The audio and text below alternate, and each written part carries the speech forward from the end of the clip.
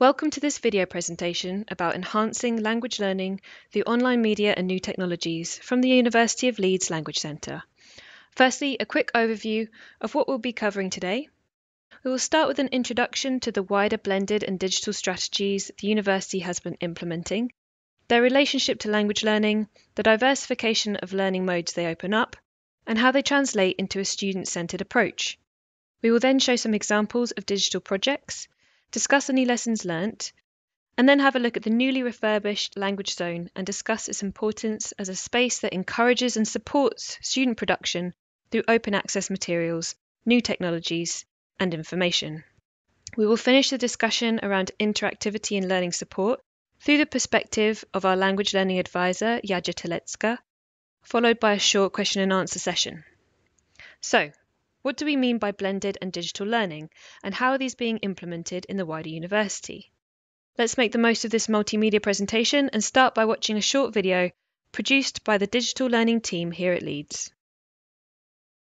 Our vision is to offer an exceptional face-to-face experience supported by in-class technologies, online resources and digital tools. This approach is referred to as blended learning, and it means offering the very best student education possible using all of the excellent teachers, resources and online facilities available at Leeds. To ensure we are able to offer staff and students an exceptional digital experience, the university has developed a strategy and invested significantly in technology, processes and support. So let's take a quick look inside the university and see some evidence-based examples of the opportunities these investments will provide for academic staff in their teaching and research. It's 10 a.m. on Monday morning and Al is giving his weekly lecture to a group of 100 first-year undergraduate students. Al has chosen to record all of his lectures, and the lecture capture system automatically captures an audio recording synchronised with his PowerPoint slides. Al introduces the topic to his students for around 20 minutes and then pauses the recording whilst he shows a short clip from a television programme accessed via Box of Broadcasts. Later in the session, he stops the recording after providing an introduction to a group activity. Later, following an email prompt from the lecture capture system, Al spends 5 minutes reviewing the recording and then makes it available on the VLE for his students to view. Al's students access the recording at their convenience from a range of computers and mobile devices and welcome the ability to revisit the lecture to check their understanding of some of the more complex ideas. The recordings are viewed multiple times by the majority of his students. The recordings prove particularly useful for students for whom English is a second language, as they can listen at their own pace and check unfamiliar words. Al is now planning to pull together his lecture recordings with other resources to create an iTunes U course. Meanwhile, Jo is updating last year's teaching resources. She has found an animated resource created by a colleague at Edinburgh in Jorum, a repository of freely available open educational resources. The resource will be helpful in explaining a difficult concept to her students. She makes a short audio recording on her laptop, introducing her students to the resource and telling them what she wants them to do before they meet. Jo plans to use her lecture time with her students revisiting this content and setting the group-focused activities to check their progress, deepen their understanding, clarify points, and learn from each other's interpretations. Jo will spend some time moving around the class and provide feedback to them based on the activities they have worked on. Next time they meet, Jo's students give assessed presentations to the rest of the group.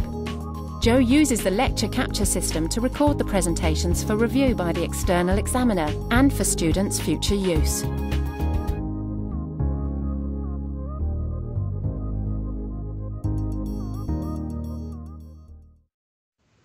Hopefully that gave you a good idea of the overall strategies, resources and technology the university is implementing, but how are these useful to language learners? The benefits of technology used for language learning is a well-researched topic. Numerous studies demonstrate that students who learn in a multimedia environment show greater gains in the areas of language development than students who learn in a more traditional environment. Technology can enhance literacy development, positively impact language acquisition, provide greater access to information, support learning, motivate students, and enhance student self-esteem. Multimedia presentations incorporating video, images, sound, and text can also create stronger memory links than text alone. The core skills of reading, writing, speaking, and listening can all be enhanced by technology, and indeed the term blended learning can be extended here.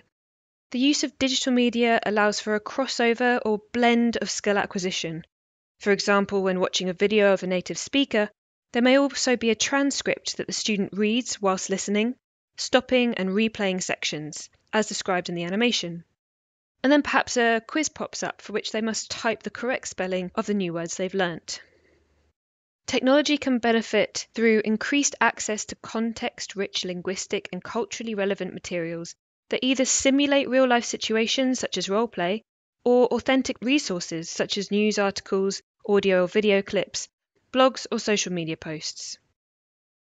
Technology aids language learning by providing students with more options to increase the time they spend studying the language.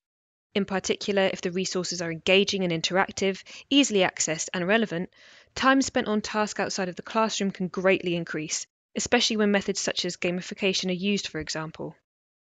Students have different learning needs, styles, and approach. Online learning content adapts to deliver a personalised learning experience. It can, for example, vary the pace at which topics are moved on and how much repetition is used to reinforce learning. Adapting content delivery in this way means students can learn at their own pace. Online and app-based programs can also deliver instant and bespoke feedback to students and can adapt content delivery to meet the personal needs of students, such as special educational needs. The majority of students use technology in their everyday lives and relate to an interactive digital experience. Interactive resources such as blogs, games, wikis, and websites for language learning, paired with the production of short videos, digital presentations, animations, audio podcasts, or written articles, can also teach students how to use common technology found in a work environment, improving their transferable skills and knowledge and therefore employability prospects. When given the task to produce digital materials, students can also get to express their creativity whilst engaging with their chosen language, which further feeds